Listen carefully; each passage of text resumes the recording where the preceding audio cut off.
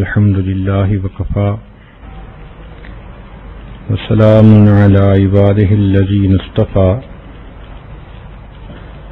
أما بعد أعوذ بالله من الشيطان الرجيم بسم الله الرحمن الرحيم اقترب للناس حسابهم وهم في غفلة معرضون سبحان ربك رب العزة عما يصفون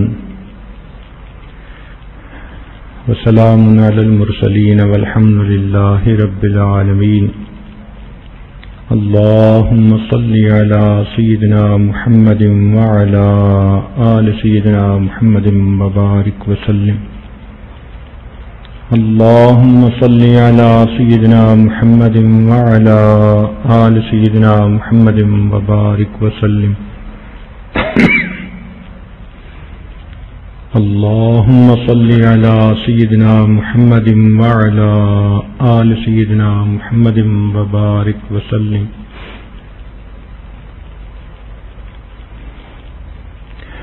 انسان اس دنیا میں اللہ رب العزت کا نائب،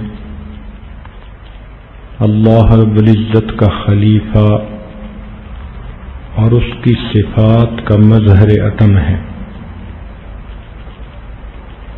یہ دنیا ہمارے لیے امتحان گاہ ہے، یہ سیر گاہ نہیں، تماشا گاہ نہیں، قیام گاہ نہیں، یہ امتحان گاہ ہے۔ افسوس کہ ہم نے اس کو چراگاہ بنا لیا۔ مقصد زندگی اللہ رب العزت کی بندگی اور مقصد حیات اللہ تعالی کی یاد ہے۔ آج زندگی کی ترتیب ایسی بن گئی ہے کہ ہر بندہ اپنی جنت سجانے میں لگا ہوا ہے۔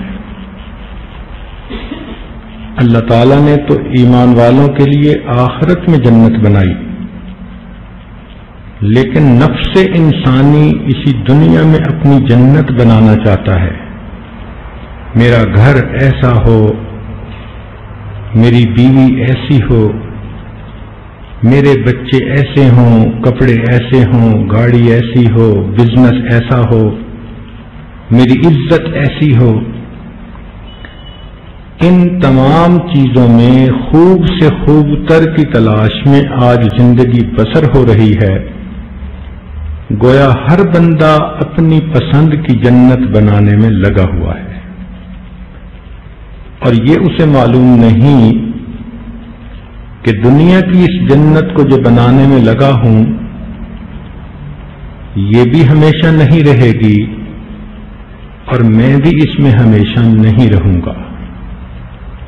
بہت لوگ آئے جن کے پاس خزانے تھے اور انہوں نے اپنے من پسند کی زندگی گزارنے کے لیے انتظامات کیے، لیکن بالآخر وہ دنیا سے چلے گئے۔ وہ اس بات کو بھول گئے کہ ہم تو راستے کے راہی تھے، مسافر تھے۔ ہم نے اپنی منزل کی تیاری کرنے کی بجائے راستے میں ہی اپنا وقت ضائع کر دیا۔ جس طرح کوئی بھی عقل مند انسان پل کے اوپر گھر نہیں بناتا، اسی طرح کوئی بھی عقل مند انسان دنیا سے دل نہیں لگاتا۔ ہم یہاں مہمان ہیں۔ نبی علیہ السلام نے ارشاد فرمایا کن فی الدنیا کأنک غریب، تم دنیا میں ایسے زندگی گزارو جیسے کوئی پردیسی ہوتا ہے۔ ہمارا وطن اصلی جنت ہے، دنیا وطن اقامت ہے۔ کچھ وقت کے لیے ہم یہاں بھیجے گئے اور وہ وقت بھی تیاری کے لیے دیا گیا،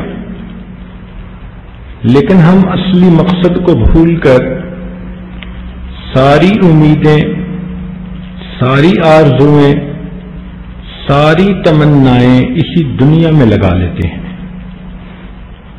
بیٹے کی شادی کرنی ہے تو ایسی کریں کہ بس لوگ یاد ہی رکھیں، بیٹی کی شادی کرنی ہے تو بس ایسے کرنی ہے کہ پھر لوگ یاد رکھیں۔ یہ جو ہمارے نفس کے اندر ایک چاہت ہے نا کہ ہم اپنی من پسند کا ہر کام کر لیں، یہ انسان کو برباد کر دیتی ہے۔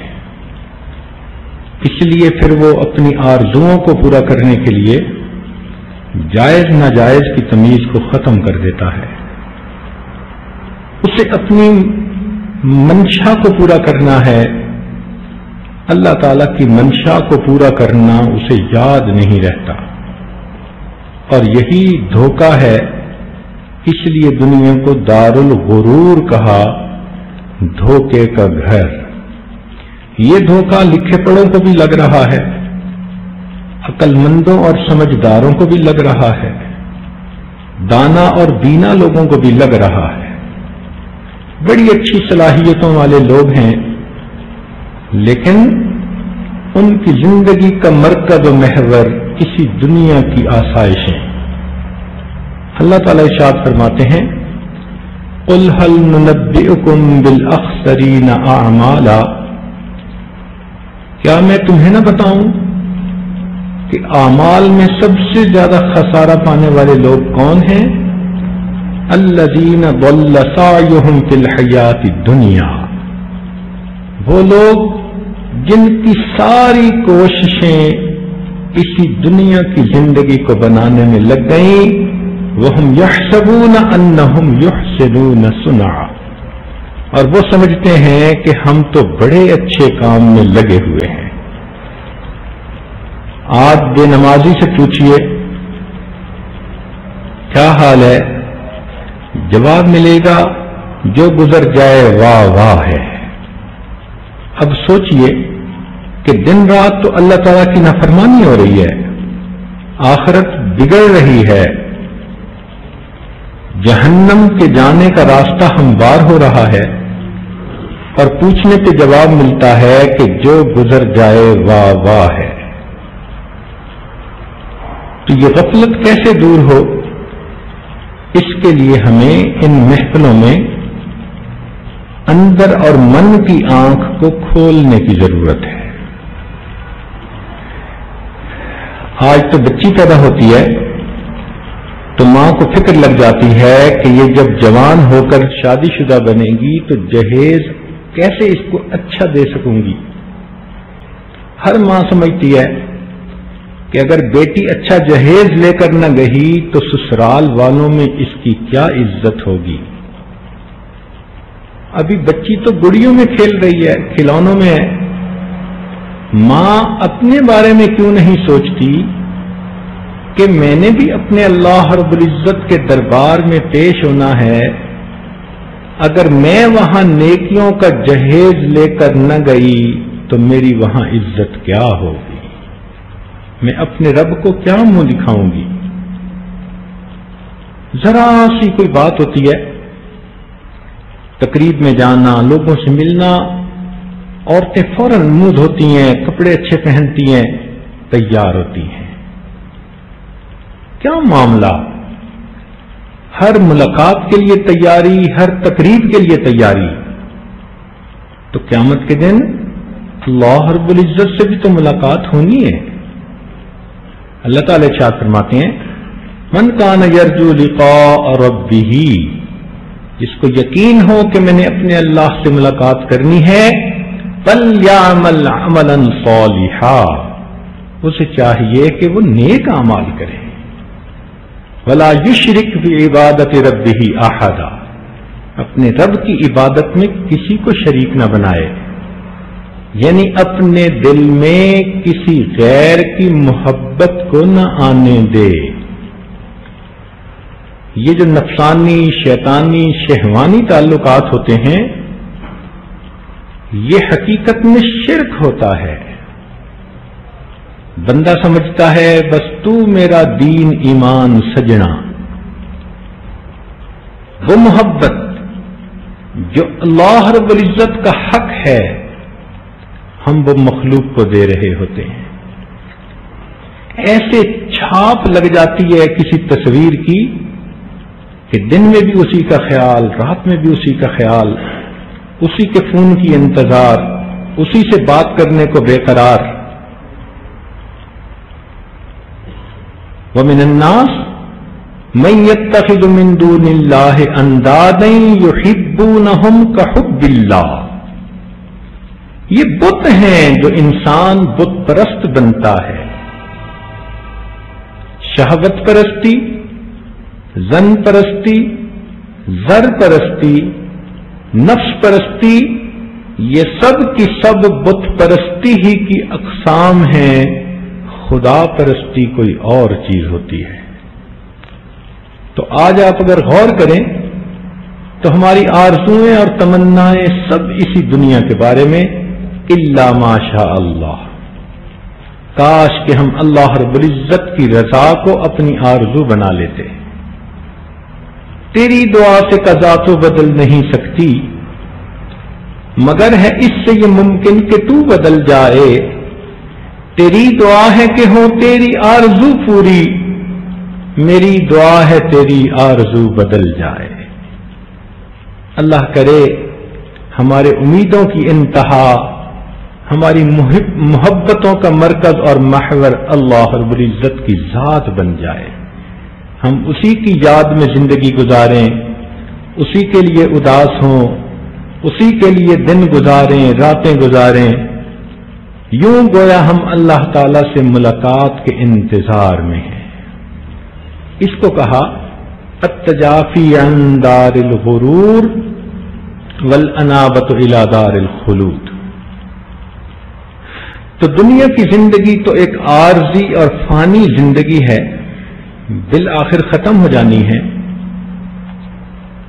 اور نبی علیہ الصلوۃ والسلام نے ارشاد فرما دیا،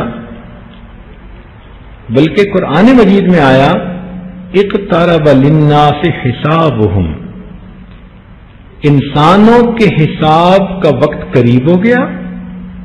وہم فی غفلۃ معرضون، اور وہ اپنی غفلت کے اندر سرگرداں ہیں.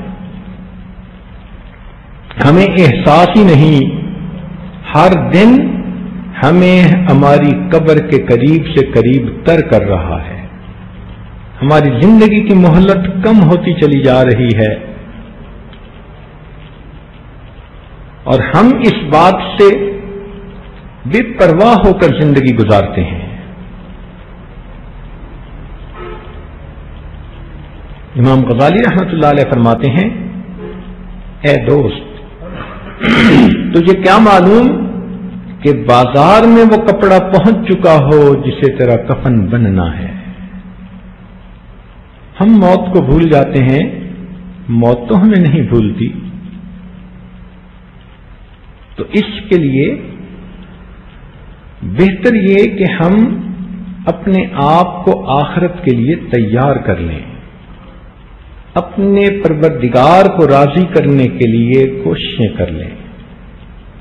نبی علیہ الصلوۃ والسلام نے قرب قیامت کی بہت سی علامات بتائیں، جن میں سے آج کتنی علامتیں ہم اپنی آنکھوں سے پوری ہوتے ہوئے دیکھ رہے ہیں.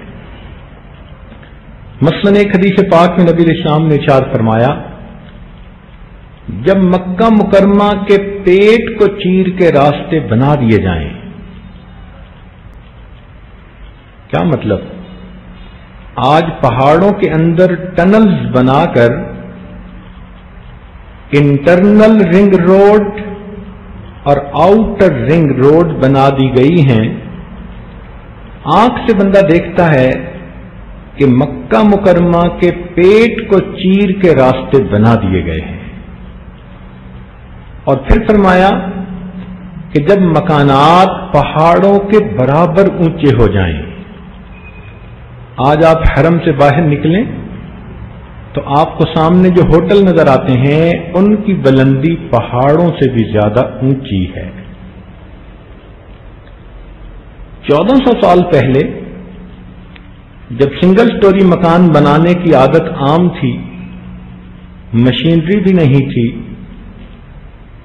اور سول بلڈنگز کا ڈیزائن بھی نہیں تھا، اس وقت یہ بات کر دینا کہ جب مکانات پہاڑوں کے برابر اونچے ہو جائیں، یہ عام بندے کے بس کی بات نہیں۔ ایسے لگتا ہے کہ نگاہ نبوت آج کے ان حالات کو اپنی آنکھوں سے دیکھ کے بات کر رہی تھی۔ تو اس حدیث پاک میں جو دو نشانیاں ہیں، ہم اپنی آنکھوں سے پوری ہوتے ہوئے ان کو دیکھ رہے ہیں۔ تو فرمایا جب مکہ کے پیٹ کو چیر کے راستے بنا دیے جائیں اور عمارتیں پہاڑوں کے برابر اونچی ہو جائیں تو تم قیامت کا انتظار کرنا۔ ایک حدیث پاک میں آتا ہے کہ ایک مرتبہ مدینہ طیبہ میں زور کی آندھی آئی تو ام المومنین میں سے کسی نے یہ کہہ دیا کہ اے اللہ کے نبی، کہیں قیامت تو نہیں آ گئی؟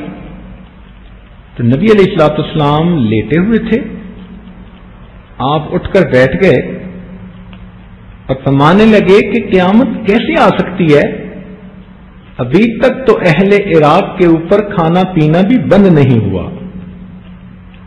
یہ وہ نشانی ہے جو ہم نے اپنی زندگیوں میں خود دیکھی کہ ان کے اوپر چند سال پہلے ایسا وقت آیا کہ کھانا پینا تو کجا، بیماروں کے لیے دوائیوں کا اس ملک میں جانا بھی بند کر دیا گیا تھا، اور فرمایا کہ ملک عرب ابھی سرسبز نہیں ہوا۔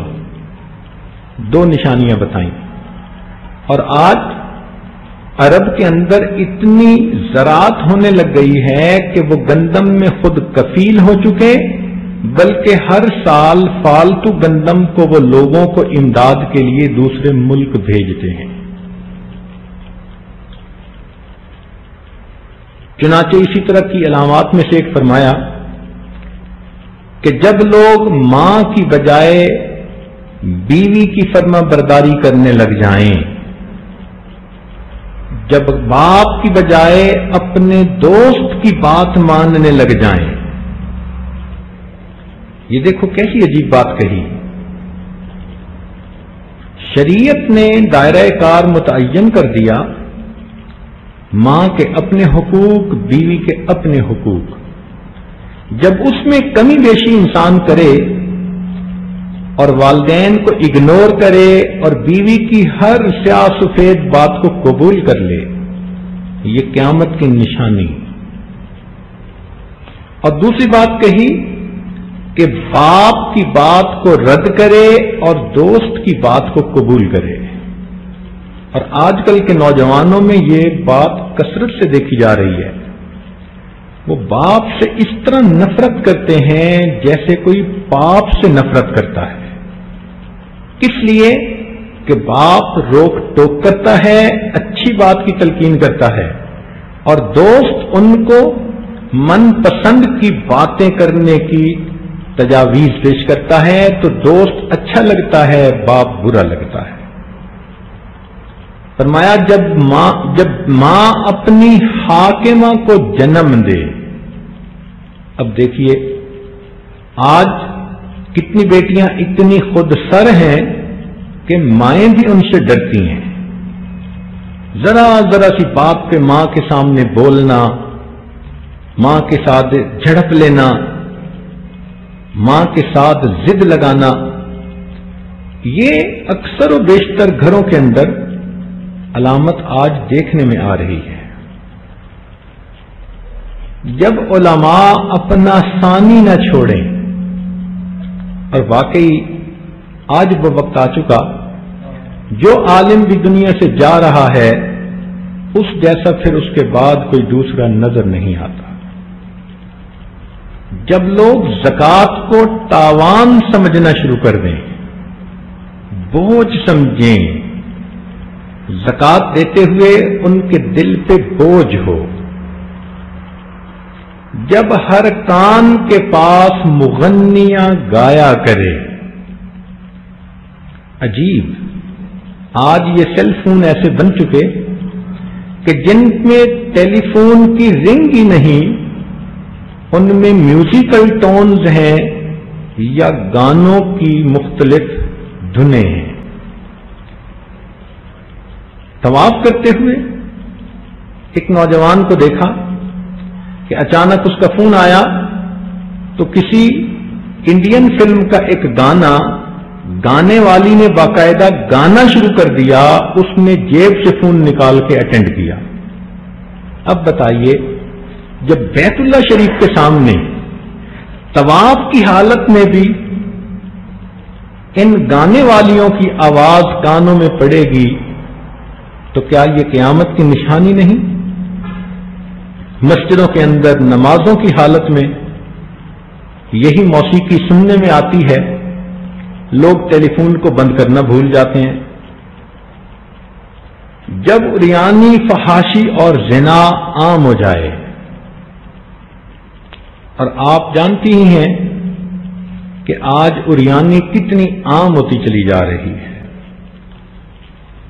ایسے وقت میں فرمایا آندھیوں کا چلنا، زلزلوں کا آنا یہ عام ہو جائے گا، دیندار لوگوں کو چن چن کر قتل کیا جائے گا۔ اور عجیب ایک نشانی ایک حدیث پاک میں فرمایا کہ عرب کا بادشاہ مرے گا، تو آپ ذرا غور کیجئے، کچھ دن پہلے یہ بھی ایک نشانی پوری ہوئی، اور اس کے بعد آنے والے رمضان کی پہلی تاریخ کو سورج گرہن لگے گا، اور 15 تاریخ کو چاند گرہن لگے گا۔ اور یہ ایسا رمضان ہے جو اب گزر رہا ہے کہ ان میں سے ایک گرہن پہلی تاریخ کو لگ چکا اور دوسرا 15 تاریخ کو لگ چکا، اور فرمایا کہ اس درمیان میں ایک ایسی آواز آئے گی جو پوری دنیا میں سنی جائے گی۔ ممکن ہے پاکستان کے بعض حصوں میں جو زلزلہ آیا، ایک ایسی آواز تھی جس کو پوری دنیا کے جانوروں نے بھی سنا اور خبروں کی شکل میں انسانوں نے بھی سنا۔ اور وہ زلزلہ بھی کیا تھا؟ اللہ اکبر، انسان کو اپنی بے بسی اور بے کسی بتانے کے لیے ایک سبق تھا۔ کئی مرتبہ انسان کو جب کھانا پینا مل جاتا ہے تو وہ خدا کے لہجے میں بولنا شروع کر دیتا ہے، تو بندوں کو ان کی اوقات یاد دلانے کے لیے اللہ تعالیٰ کئی مرتبہ زمین کو جھنجھوڑ دیتے ہیں۔ چنانچہ اس کی تھوڑی سی تفصیل عرض کر دوں عبرت حاصل کرنے کے لیے کہ زلزلے کی 2 وجوہات ہوتی ہیں، ایک طبعی اور دوسری شرعی۔ طبعی وجہ تو یہ ہوتی ہے کہ جب یہ زمین بنی تو انتہائی گرم حالت میں تھی، اوپر کی سطح ٹھنڈی ہو گئی، مگر اس کے اندر کور کے اندر ابھی بھی مولٹن میٹل موجود ہے، آگ موجود ہے۔ اب وہ جب کبھی آپس میں سیٹل ہوتی ہے تو زمین کے اوپر زلزلہ کی کیفیت محسوس ہوتی ہے۔ یہ زلزلہ مختلف حصوں میں آتا رہتا ہے، حتیٰ کہ ہر دن میں دنیا میں 100 زلزلے آتے ہیں، مگر چونکہ معمولی ہوتے ہیں لوگ ان کو نوٹ ہی نہیں کر پاتے، آلات کے ذریعے سے ان کا پتہ چلتا ہے۔ تو ایک تو ہوتی ہے طبعی وجہ اور ایک ہوتی ہے شرعی وجہ۔ وہ کیا چیز کہ کبھی کبھی انسانوں کے اعمال اتنے بگڑ جاتے ہیں کہ اللہ تعالیٰ ان کو جگانے کے لیے زمین کے ٹکڑے کو حکم دیتے ہیں تو زمین ہلتی ہے۔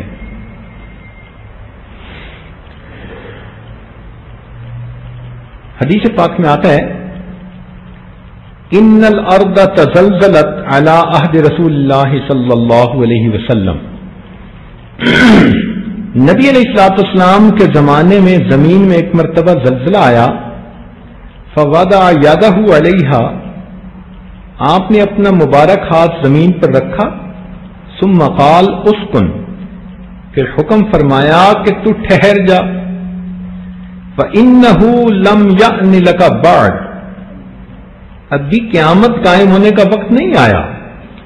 ثم التفت الى اصحابہ، پھر نبی علیہ السلام صحابہ کی طرف متوجہ ہوئے، فقال، ارشاد فرمایا، ان ربکم لَيَسْتَعْتِبُكُمْ فَاعْتَبُوهُ، بے شک تمہارا پروردگار چاہتا ہے کہ تم توبہ طائب ہو جاؤ، پس تم توبہ کرو۔ تو گویا نبی علیہ الصلوۃ والسلام کی زبان فیض ترجمان سے یہ پتہ چلا کہ انسانوں کو اللہ تعالی چاہتے ہیں کہ وہ توبہ طائب ہوں، اپنی غفلتوں سے، سستی سے، گناہوں سے، بدکاریوں سے، تو اللہ رب العزت اس کے لیے زمین کو ہلا دیتے ہیں۔ چنانچہ ایک اور روایت میں ہے، زلزلت المدینۃ علی عہد عمر رضی اللہ تعالی عنہ، عمر لانو کے زمانے میں، زمانے خلافت میں مدینہ میں زلزلہ آیا، فقال ما ھذا، آپ نے حیران ہو کر کہا یہ کیا ہے؟ ما اسرع ما احدثتم لئن عادت لا تجدونی فیہا، تم میں سے کون ہے جس نے کسی نئی بات کا ارتکاب کیا، اگر ایسا پھر ہوا تو میں تمہارے درمیان نہیں رہوں گا۔ یعنی انہوں نے یہ کہا کہ یہ زلزلہ کسی نہ کسی عمل کی وجہ سے آ جاتا ہے۔ چنانچہ حدیث پاک میں ہے کہ سیدہ عائشہ صدیقہ رضی اللہ تعالی عنہا سے پوچھا گیا کہ زلزلہ کیوں آتا ہے؟ تو انہوں نے فرمایا کہ جب عورتیں غیر مردوں کے لیے خوشبوئیں استعمال کریں۔ کیا عجیب بات کہی۔ اور آج آپ دیکھیں تو عورتیں خامند کے لیے تو خوشبو کم استعمال کرتی ہیں، اور باہر نکل کر تقریبات میں جانے کے لیے خوشبوئیں زیادہ استعمال کرتی ہیں۔ کتنی نوجوان بچیاں ہیں سکولوں میں خوشبوئیں لے کے جاتی ہیں، اپنے کزنز کے لیے خوشبوئیں استعمال کرتی ہیں۔ تو جب عورت کی نیت یہ ہے کہ میں خوشبو بدن پہ اس لیے لگاؤں کہ غیر محرم میری طرف متوجہ ہو، تو یہ ایک علامت بتائی، اور دوسری علامت بتائی کہ جب غیر مردوں کے سامنے عورتیں ننگی ہونے میں جھجک محسوس نہ کریں۔ اب دیکھیے یہ کتنی عجیب علامت بتائی کہ جب عورتوں کو جھجک ہی محسوس نہ ہو۔ اب دیکھیں اس ننگا ہونے کے بھی درجات ہیں۔ چہرے کا ننگا ہونا اس کو تو برا ہی نہیں سمجھتی، یہ تو ہمارے کزن ہیں، یہ خالہ کا بیٹا، یہ ماموں کا بیٹا۔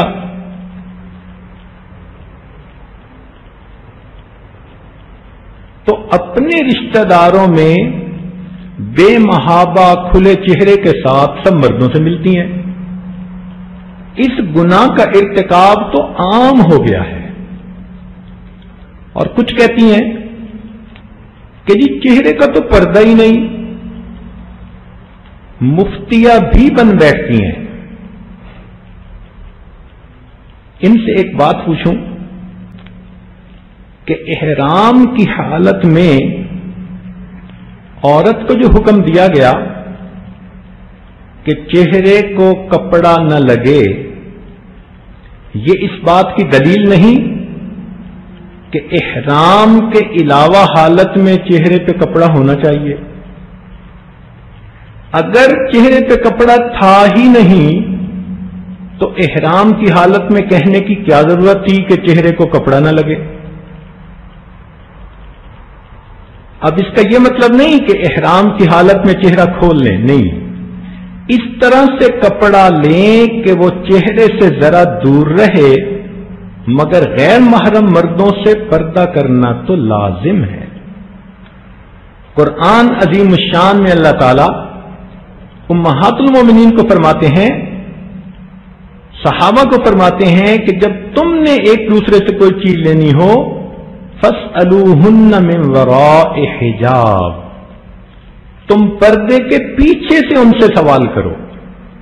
اگر چہرے کا پردہ نہیں تھا تو پھر پردے کے پیچھے کی کیا بات تھی؟ آخر قرآن کے یہ الفاظ کیوں موجود ہیں؟ تو آج کھلے چہرے کے ساتھ سب کے سامنے چلے جانا، اس کو تو معیوب ہی نہیں سمجھتی۔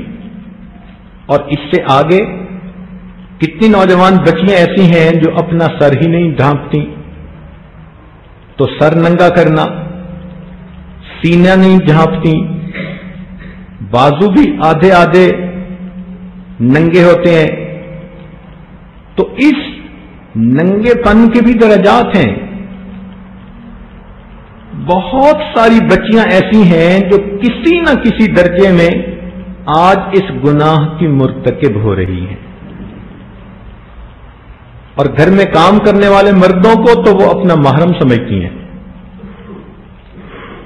حالانکہ یہ کام کرنے والے مرد ان کے غلام تو نہیں نا۔ تو جو فرمایا کہ جب عورتیں غیر مردوں کے سامنے ننگی ہونے میں جھجک محسوس نہ کریں، کیا آج گھر کے کام کرنے والے مردوں کے سامنے کھلے چہرے آنے پر کوئی جھجک محسوس کرتی ہے؟ تو معلوم ہوا کہ اس میں ہم بھی کسی نہ کسی درجے ملوث ہیں۔ تو تین باتیں ام المومنین نے فرمائی۔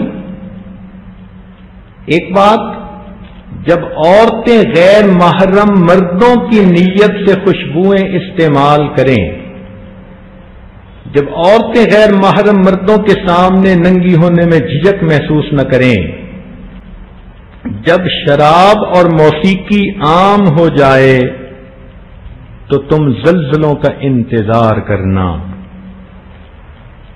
اسی لیے عبداللہ ابن مسعود اللہ عنہ نے فرمایا، ما ظہر فی قوم الزنا ولا ربا الا احلوا بانفسہم عقاب اللہ۔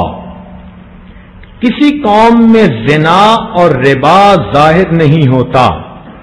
ربا کہتے ہیں سود کو، یعنی دو گناہ بتائے، ایک زنا کا گناہ اور دوسرا ربا کا گناہ۔ اب یہ زنا کا گناہ بھی عام ہے، ایک ہے مبادیات زنا، یہ تو بہت عام ہو چکی، آنکھوں کا زنا، غیر محرم کی طرف دیکھنا۔ آج 100 میں سے قسمت والے ہی چند ایک ہوں گے جو اپنی نگاہوں کی 100% حفاظت کرتے ہوں گے، وگرنہ تو مردوں کی نگاہیں عورتوں کو تلاش کرتی پھر رہی ہیں، اور عورتوں کی الٹی سیدھی نگاہیں مردوں پہ پڑتی پھر۔ تو نگاہوں کا زنا عام، پھر کانوں کا زنا بھی عام۔ یہ سیل فون ایسی مصیبت ہے، گھنٹوں غیر محرموں کے ساتھ فون پہ باتیں ہو رہی ہوتی ہیں، میسج دیے جا رہے ہوتے ہیں، تو یہ کان کا زنا ہو گیا۔ دل کے اندر غیر کے تصور کو باندھا، یہ دل کا زنا ہو گیا۔ چل کے گئے ملاقات کے لیے تو یہ پاؤں کا زنا ہو گیا۔ تو مبادیات زنا اگر آپ دیکھیں تو یہ تو بہت عام ہو گئی ہیں۔ گو کہ جو کامل زنا ہے اس میں کچھ مجبوریاں ہوں، رکاوٹیں ہوں، تو اس کی کثرت ہونے کی وجہ سے، اور فرمایا کہ سود عام ہونے کی وجہ سے۔ اور آج کتنے کاروباری لوگ ہیں جنہوں نے اپنے اکاؤنٹ سود والے کھلوائے ہوئے ہیں، اور یہ ایسا ہی ہے جیسے پاک چیز میں پیشاب کی ملاوٹ کر لی جاتی ہے، تو وہ پوری کی پوری ناپاک ہو جاتی ہے۔ فرمایا جب کسی قوم میں یہ دو چیزیں ظاہر ہو جائیں تو وہ اپنے آپ کو اللہ کے غصے کے لیے، عذاب کے لیے حقدار بنا دیتے ہیں۔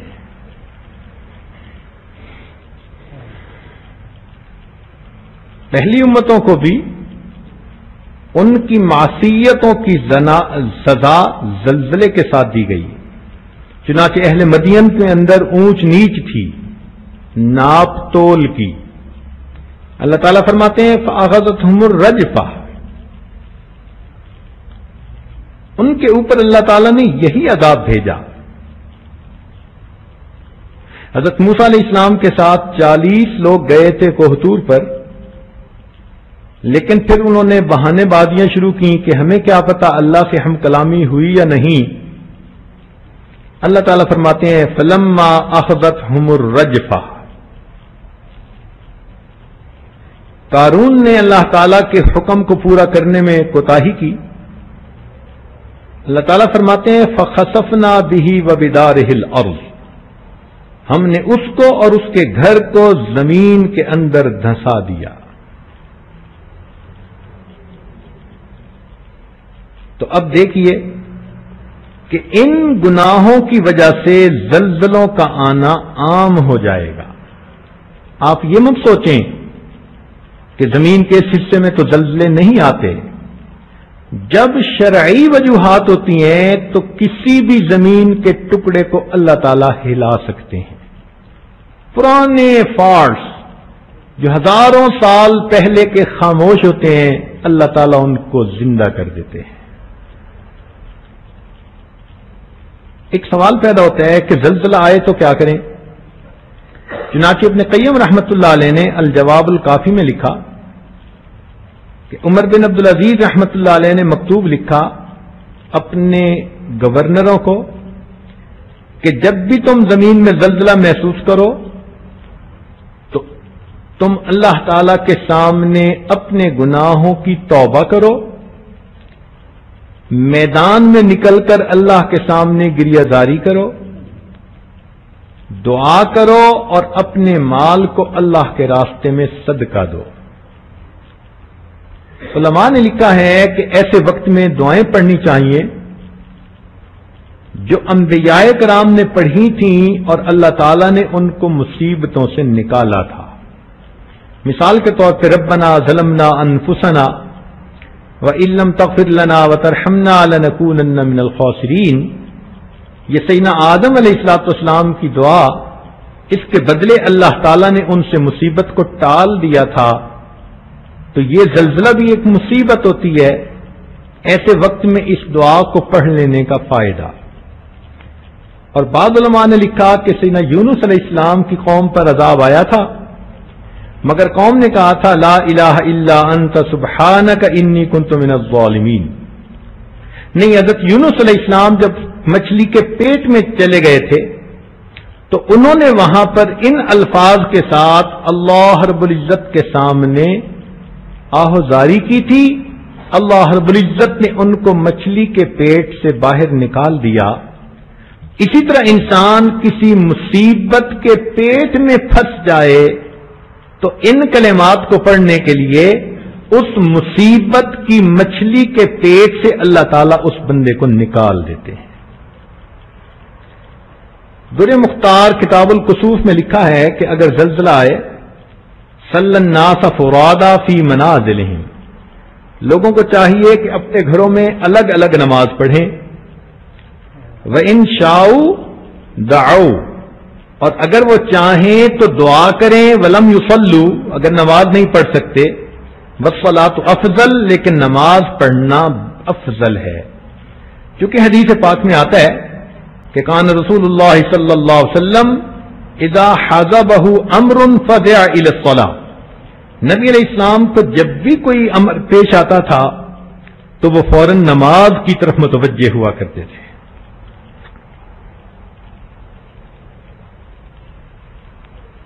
ایک اور بھی سوال ذہن میں پیدا ہوتا ہے کہ جب زلزلہ آتا ہے تو اکثر لوگوں کو دیکھا کہ کمروں سے نکل کر باہر کھلی فضا میں آتے ہیں۔ اب کیا کرنا چاہیے، لوگوں کو اس کا پتہ نہیں ہوتا۔ بعض لوگ اسے اچھا سمجھتے ہیں، بعض توکل کے خلاف سمجھتے ہیں۔ شریعت کا حکم کیا ہے؟ تو در مختار کتاب الفرائض میں ہے کہ اگر کوئی بندہ ایسی جگہ پر تھا اخذتہ الزلزلہ فی بیتہ، اگر زلزلہ اس کو آیا اور وہ گھر میں تھا، ففر الی الفضاء، اور وہ نکل کے کھلی فضا میں آ گیا. لا یکرہ، اس میں کوئی کراہت نہیں، بل یستحب، بلکہ یہ بہتر ہے، مستحب ہے، لفرار النبی صلی اللہ علیہ وسلم من الحائط المائل، کہ نبی علیہ السلام ایک مرتبہ جھکی ہوئی دیوار کے پاس سے گزرنے لگے تھے تو آپ تیزی سے اس کے نیچے سے الگ ہو گئے. تو جس طرح گرتی دیوار کے نیچے سے اللہ رب العزت کے پیارے محبوب صلی اللہ علیہ وسلم ہٹ گئے تھے زلزلے کے وقت میں، کمرے سے ہٹ کے کھلی فضا میں آ جانا یہ بھی مستحب کہلائے گا. مگر ایک بات اور سمجھیے کہ جن لوگوں پہ یہ زلزلہ آیا وہ ہم سے زیادہ برے نہیں تھے، ہم ان سے زیادہ نیک نہیں ہیں. بس یہ ایک تکوینی فیصلہ تھا کہ زمین کے اس ٹکڑے کو اللہ نے جھنجھوڑ دیا اور ہمیں اللہ نے زندہ رکھا عبرت حاصل کرنے کے لیے، ہمیں اللہ نے زندہ رکھا سبق حاصل کرنے کے لیے. اگر تو ہم سبق حاصل کر لیں گے تو ہمارا فائدہ، اور اگر حاصل نہیں کریں گے تو بالآخر جانا تو ہم نے بھی ہے. زندگیوں کو بدلنے کی نیت کر لیجئے. یہ زلزلہ جو آیا ان جگہوں کو جا کر لوگوں سے ملنے کے موقع ملا، انہوں نے جو حال احوال سنائے وہ تو عجیب تھے. اس لیے کہ کچھ زلزلے ایسے ہوتے ہیں کہ جن میں مکان اچھے بنے ہوں تو وہ بچ جاتے ہیں، اور کچھ زلزلے ایسے ہوتے ہیں کہ مکانوں کا اچھا بننا اس میں کوئی معنی ہی نہیں رکھتا. وہ کیسے؟ عام طور پر زلزلے دائیں بائیں آتے ہیں اور جھٹکے دیتے ہیں مکانوں کو، تو جو کنکریٹ کے بنے ہوئے، سٹیل کے بنے ہوئے اچھے مکان ہوتے ہیں وہ ود سٹینڈ کر جاتے ہیں. مگر یہ تو زلزلہ عجیب تھا، یہ زمین اوپر نیچے ہو رہی تھی، اوپر نیچے. چنانچہ ایک شخص نے خود یہ بتایا کہ جب زلزلہ آیا تو یکدم زمین ایسے بن گئی جیسے کپاس کی طرح ہوتی ہے، اور میں اپنی گردن تک زمین کے اندر دھنس گیا. اور جب دوسری ویو آئی تو زمین نے مجھے اچھال کے باہر نکال دیا، اور اس طرح اللہ نے مجھے اس میں سے بچا لیا. چنانچہ ہم نے مسجدیں دیکھیں، 3 منزلہ مسجد تھی، اور اب اس کی آخری چھت زمین کے اوپر پڑی نظر آتی تھی. پوری کی پوری مسجد زمین کے اندر گڑ گئی تھی. یعنی جیسے کسی کیل کو کوئی شخص ٹھوکر لگا کر، ضرب لگا کر زمین میں گاڑ دیتا ہے، اس طرح پورے کے پورے مکان زمین کے اندر دھسا دیے گئے. اب ایسے میں مکان کیا کریں گے؟ چنانچہ ہمارے ایک عالم ہیں قریبی تعلق والے، بہت ہی عزیز ہیں، وہ اپنے گاؤں میں گئے کہ میں والدین کا جا کے پتہ کروں. ان کو 1 دن پورا لگا اور ان کو اپنا گاؤں ہی کہیں نہیں ملا. وہ حیران تھے، میں نے زندگی گزاری یہاں، میرا گاؤں کہاں؟ بالآخر وہاں کے کسی بندے نے کہا کہ یہ جو 2 پہاڑ ہیں تم یاد کرو، ان کی چوٹیاں تمہیں جانی پہچانی نظر آتی ہیں. اس نے کہا یہ 2 پہاڑ دونوں قریب ہو گئے اور پوری کی پوری بستی ان پہاڑوں کے نیچے دب گئی. چنانچہ اس عالم کے 325 رشتہ دار اس میں فوت ہو گئے. اب بتائیے، چند منٹ کا زلزلہ اور ایک بندے کے 325 رشتہ دار دنیا سے چلے جاتے ہیں. ہمارے ہاں ایک بچی جامعہ میں پڑھتی ہے، اس کے ماں باپ، بہن بھائی، ان کے چھوٹے بچے جتنے بھی تھے، سارے کے سارے اپنے گھر سمیت زمین کے اندر چلے گئے. اب وہ اکیلی بچی دنیا میں موجود ہے. یہ عبرت کی باتیں ہیں ہمیں جھنجھوڑنے کے لیے کہ ہم ذرا آنکھیں کھولیں کہ ہمارے ساتھ بھی کیا معاملہ پیش آ سکتا ہے۔ چنانچہ ہمارے قریبی تعلق والے ایک دوست ہیں، یہ واقعہ ان کی کزن کے ساتھ پیش آیا۔ وہ ماشاءاللہ جوان العمر ہیں، ایک میجر کی بیوی ہیں۔ کہتی ہیں کہ میری ایک بیٹی ہے کوئی 4 سال کی، اور اللہ نے ایک بیٹا دیا، وہ ابھی 2-3 ماہ کا تھا۔ چنانچہ وہ، اس کا میاں اور دونوں بچے ایک ہی ڈبل بیڈ کے اوپر سو رہے تھے۔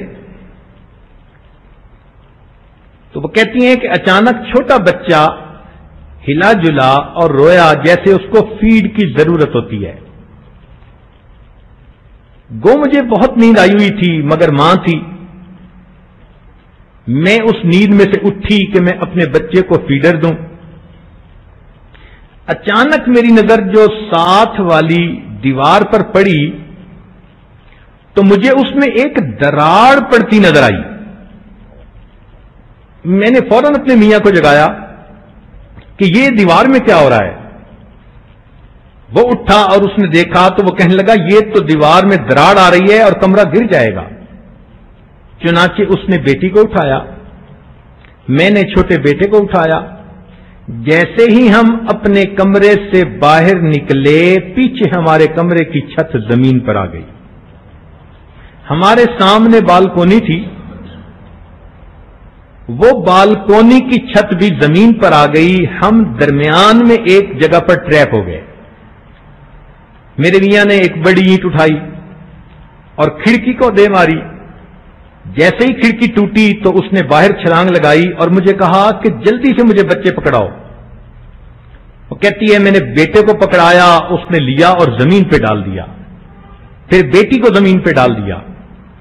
میرے لیے اب کھڑکی سے چڑھ کے اترنا ذرا مشکل ہو رہا تھا۔ اس نے مجھے بالوں سے پکڑ کے کھینچا، بازوؤں سے پکڑ کے کھینچا، اور بالآخر جیسے میں باہر گئی، جس بالکونی میں ہم کھڑے تھے وہ چھت بھی زمین پر آ گئی۔ میں نے بیٹے کو اٹھایا، میرے میاں نے بیٹی کو اٹھایا اور ہم وہاں سے بھاگے، مگر ہم سے بھاگا نہیں جا رہا تھا۔ ایسے لگتا تھا جیسے کسی نے 20-20 کلو کا وزن ہمارے پاؤں کے ساتھ باندھ دیا ہے۔ پاؤں اٹھانا مشکل تھا، وہاں زمین کی گریویٹیشنل فورس بڑھ چکی تھی۔ وہ کہتے ہیں کہ میرا خاوند فوجی تھا، میجر تھا، وہ مجھے کہتے ہیں کہ آج تو قدم اٹھانا مشکل ہو رہا ہے۔ کہنے لگے ہم مشکل سے 50 قدم اس جگہ سے پیچھے ہٹے ہوں گے کہ جب پیچھے مڑ کے ہم نے دیکھا تو جتنی بستی ہماری تھی ساری کی ساری کے مکانات زمین کے اندر چلے گئے تھے۔ ہمیں فقط زمین نظر آ رہی تھی، کوئی مکان نظر نہیں آ رہا تھا۔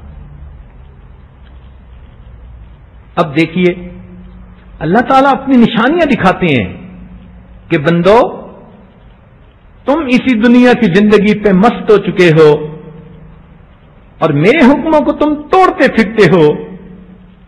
میں اگر حکم دوں تو تمہاری ساری زندگی کی سہولتیں ایک لمحے کے اندر ختم ہو جائیں گی۔ تم اپنی بے بسی اور بے کسی کا خیال رکھو۔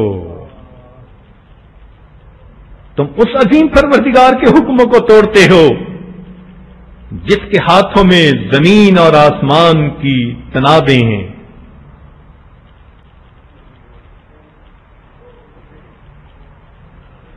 چنانچہ ایسا بھی ہوا کہ کئی بڑی ملٹائی سٹوریڈ بلڈنگ تھیں، وہ زمین پر آ گئی۔ تو یہ جتنے بھی زمین میں جانے والے لوگ تھے یا مرنے والے تھے، یہ سب برے نہیں تھے۔ آپ حیران ہوں گی کہ 7 دن کے بعد ایک ٹاور گرا، اس کے اندر سے ایک 18 یا 16 سال کا نوجوان اس کو نکالا گیا اور اس نے نکلتے ہی اللہ اکبر کا نعرہ لگایا۔ لوگوں نے پوچھا کہ تمہارے اوپر کوئی خوف نہیں؟ وہ کہنے لگا کیوں؟ جب میں اللہ پہ ایمان رکھتا ہوں تو زندگی اور موت کا مالک میں اسی کو سمجھتا ہوں۔ میں پھنس گیا تھا نیچے ملبے میں، مگر میں نے دل میں سوچ لیا تھا میرے مولا کو میری موت مطلوب ہے تو میں مرنے کے لیے راضی ہوں، اور اگر اس کو بچانا مطلوب ہے تو میرا اللہ مجھے بچا دے گا۔ ایک دیکھیے جوان بچے کا ایسا یقین ہے اور وہ بھی ملبے کے اندر دھسا ہوا ہے. چنانچہ ایک بزرگ 10ویں دن بعد ملبے سے نکالے گئے جن کی عمر 85 سال تھی، اور 85 سال کی عمر میں جب ان کو نکالا تو بہت ان پر کمزوری تھی، اور وہ کہنے لگے ان 10-11 دنوں میں نہ میرا کوئی روزہ قضا ہوا نہ میری نماز قضا ہوئی. میرے پاس گھڑی تھی، میں وقت کے حساب سے روزے کی نیت بھی کر لیتا تھا، افطاری کی نیت بھی کر لیتا تھا، اور اپنے وقت پہ تیمم کر کے میں نماز بھی پڑھ لیتا تھا. تو بتانے کا مقصد یہ کہ یہ لوگ زمین کے اندر جن کو دھسا دیا گیا، مکان گرا دیے گئے، یہ لوگ ہم سے زیادہ برے نہیں تھے، بلکہ کتنے ہم سے زیادہ بہتر تھے. کتنی پاک دامن عورتیں تھیں، کتنے نیکوکار لوگ تھے، مگر اللہ کا تکوینی فیصلہ تھا زمین کے اس ٹکڑے کو ہلانا جہاں برے چلے گئے وہاں نیک بھی ساتھ چلے گئے. کیا ان حالات و واقعات کو سن کر ہم اپنے دل میں یہ نیت کر سکتے ہیں کہ ہم بھی آج اللہ تعالیٰ کی نافرمانیوں سے سچی توبہ کرتے ہیں؟ اگر ہم اتنے بڑے بڑے واقعات کو دیکھ کر اور سن کر پھر بھی ہم بات کو نہیں مانیں گے تو اس کا مطلب ہے کہ ہم اپنی آخرت کو برباد کرنے پہ تل گئے. اللہ تعالیٰ فرماتے ہیں اولا یرون انہم یفتنون فی کل عام مرتن او مرتین ثم لا یتوبون ولا هم یذکرون. ہر سال اللہ تعالیٰ 1 یا 2 دفعہ دکھا دیتے ہیں. کہیں سونامی آ جاتا ہے، کہیں فلاں قسم کا طوفان آ جاتا ہے، کہیں زلزلہ آ جاتا ہے. یہ سب اللہ نشانیاں دکھا رہے ہیں. لوگو جاگو جاگو، تم غفلت کی نیند سوئے ہوئے ہو اور تمہارے آگے جانے کا وقت قریب آ چکا. آج ہم اپنے دلوں کو جھانک کے دیکھیں تو دل نفرتوں اور عداوتوں سے بھرے پڑے ہیں. کھلم کھلا اللہ تعالیٰ کے حکموں کی بغاوت کرنے میں جھجک محسوس نہیں کرتے. آج کا انسان دوسرے انسان کو کھا جانے کے لیے تیار ہے. ایسی صورت میں پھر اللہ رب العزت انسانوں کو جھنجھوڑتے ہیں. آپ سوچئے یہ جو زلزلہ آیا، کتنے مویشی تھے وہ بھی دنیا سے چلے گئے، کتنی زراعت تھی وہ بھی زمین کے اندر چلی گئی، کتنے نیک لوگ تھے وہ بھی دنیا سے چلے گئے.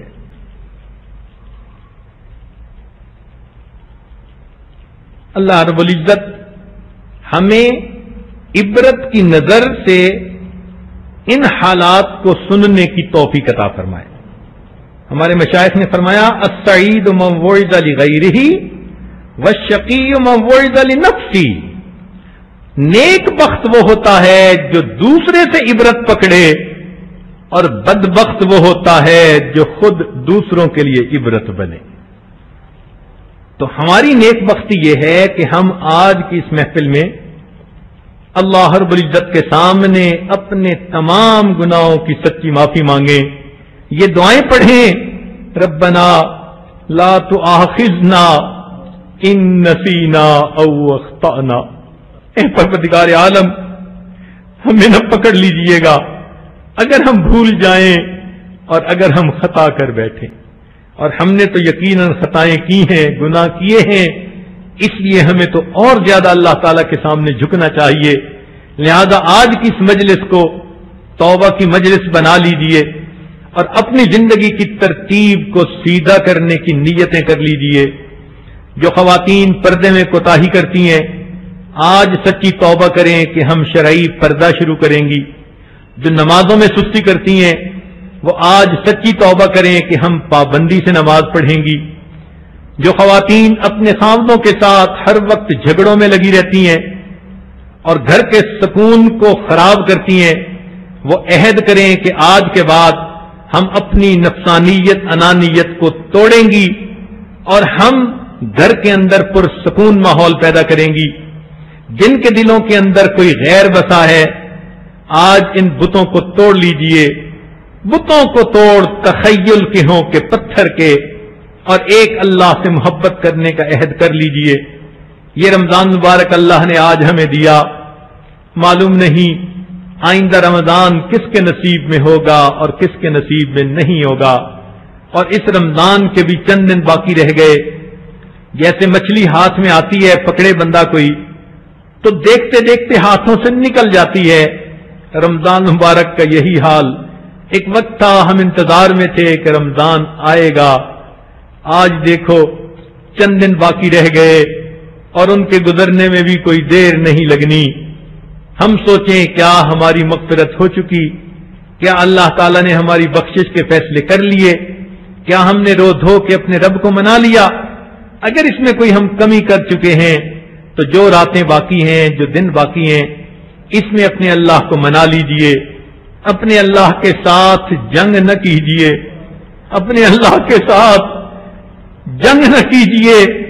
جو اپنے اللہ سے ٹکرائے گا، حکموں کو اس کے توڑے گا، پھر اللہ تعالیٰ اس کی گردن کو مروڑے گا اور اس کو دوسروں کے لیے عبرت کا نشانہ بنا دے گا۔ بندوں کو بندگی سجتی ہے، اللہ کے سامنے جھک جائیے، معافی مانگ لیجئے۔ میرے مولا بہت گناہگار ہیں، بہت خطا کار ہیں، مگر آپ نے ہی اللہ تعالیٰ ہمیں مہلت دی ہے، اب ہماری توبہ کو قبول کر لیجئے اور آئندہ نفس اور شیطان کے مکر و فریب سے ہمیں بچا لیجئے۔ آج ہم نئے سرے سے مسلمان ہو رہی ہیں اور ایک نئی ایمانی اسلامی قرآنی زندگی بسر کرنے کا دل میں ارادہ کر رہی ہیں۔ ذرا سوچئے، اس جسم کو آپ نے زندگی میں کتنی مرتبہ سجایا مخلوق کی خاطر۔ میں ابو سے ملنے جا رہی ہوں، امی سے ملنے جا رہی ہوں، میں میاں کے پاس جا رہی ہوں، مخلوق کی خاطر آپ نے اس جسم کو کتنی مرتبہ سجایا۔ کیا کبھی اس کو آپ نے اپنے رب کی ملاقات کے لیے بھی سجانے کی کوشش کی؟ اور رب کی ملاقات کی سجاوٹ تو یہ ہے کہ انسان کے کسی عضو سے کوئی گناہ نہ ہو اور وہ پاک جسم کو لے کر اپنے رب کے سامنے حاضر ہو۔ اے اللہ کے بندی، جب تو اپنے چہرے کو مخلوق کی خاطر ہزاروں دفعہ سجا چکی، اس چہرے کو اپنے رب کے لیے سجا لے۔ کبھی غسل کر اچھے صاف کپڑے پہن کے مصلے پہ آ کے کھڑی ہو جا، اللہ میں سلو کرنے کے لیے آئی ہوں، میرے مولا آج میں سب فاصلے ختم کرنے کے لیے آئی ہوں۔ اے اللہ، میں نفس کی جو ہے مکاریوں سے توبہ کر کے آج تیرے سامنے سر بسجود ہونے کے لیے آئی ہوں۔ رمضان کے اس بقیہ وقت میں کوئی تو تسلی کی 2 رکعتیں پڑھ لیجئے، اللہ کے سامنے کوئی ایسا سر جھکا دیجئے کہ میرے مولا کو پسند آ جائے۔ نشان سجود تیری جبی پر ہوا تو کیا، کوئی ایسا سجدہ کر کے زمین پر نشان رہے، کوئی ایسا ہم خلوص کا سجدہ کر جائیں ہمارے مولا کو پسند آ جائے اور اللہ تعالی ہمارے گناہوں کی مغفرت فرمائے۔ اللہ تعالی ان مجالس میں ہمیں توبہ کی نیت سے آنے کی اور اپنی زندگیوں کو بدل کر نیکوکاری کی زندگی کو اختیار کرنے کی توفیق نصیب فرمائے۔ وآخر دعوانا ان الحمد للہ رب العالمین۔ تھوڑی دیر کے لیے سب مستورات مراقبہ کر لیں، آنکھوں کو بند کر لیں، سر کو جھکا لیں، دنیا اور جو کچھ دنیا میں ہے اس سے ہٹ کٹ کے اللہ رب العزت کی یاد میں ڈوب جائیں۔ انسان جب اپنے اندر جھانکتا ہے اسے اپنی اصل تصویر نظر آتی ہے۔ اپنے من کے دریچے کو کھولیے، اپنی اصل تصویر کو دیکھیے۔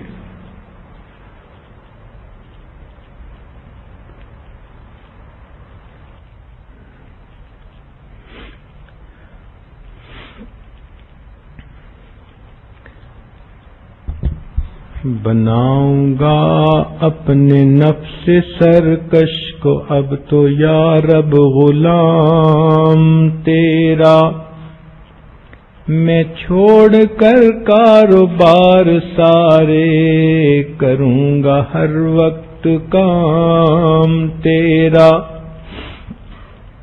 کیا کروں گا بس اب الہی ذکر ہی صبح و شام تیرا، جماؤں گا دل میں یاد تیری رٹوں گا ہر وقت بہت نام تیرا ہر دم کروں گا اے میرے باری.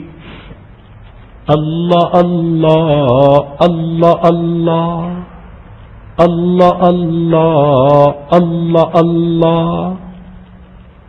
رہا میں دن رات غفلتوں میں اب بس یوں ہی زندگی گزاری.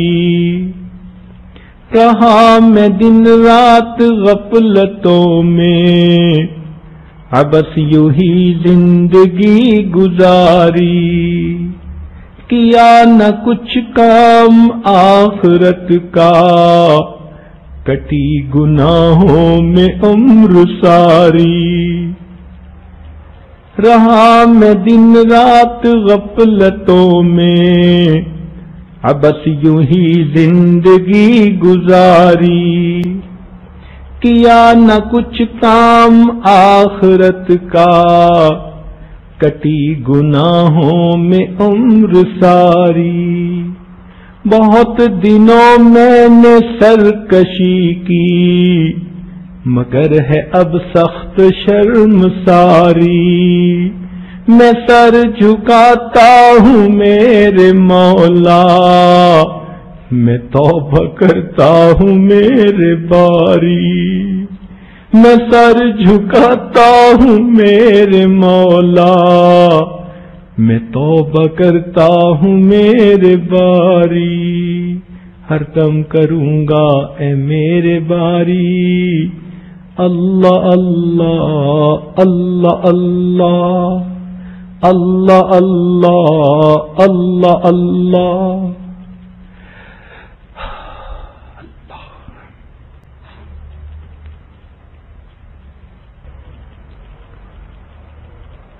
لا الہ الا اللہ محمد رسول اللہ. دعا کر لیجئے.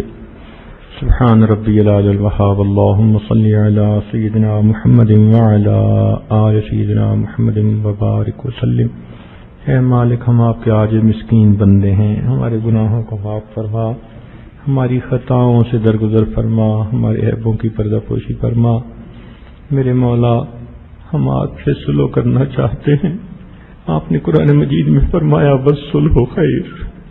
اللہ اپنی رحمت فرما دیجیے, ہمارے گناہوں کو معاف فرما دیجیے. اللہ ہمارے گناہوں کو معاف فرما دیجیے. اللہ ہمیں اپنے مقبول بندوں میں شامل کر لیجیے.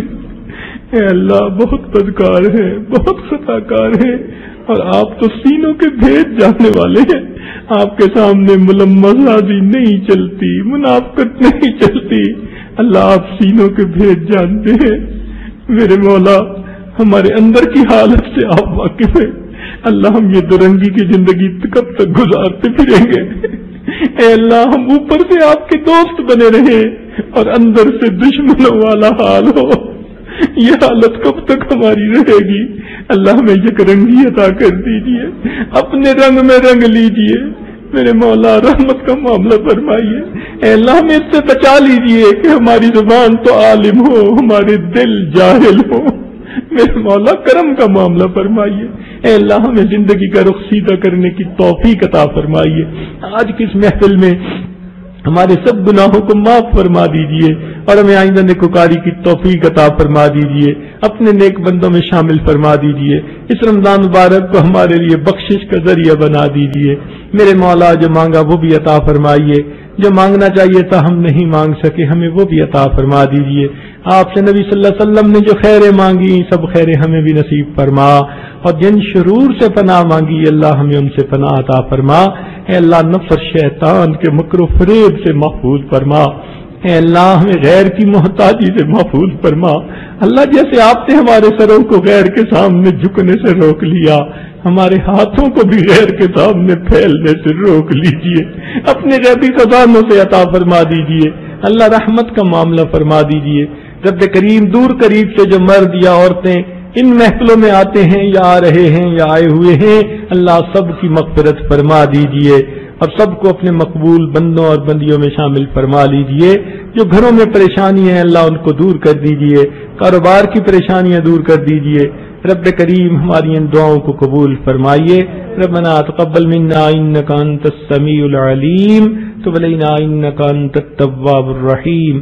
صلی اللہ تعالی علی حبیبہ سیدنا محمد وآلہ واصحابہ اجمعین برحمتک یا ارحم الراحمین.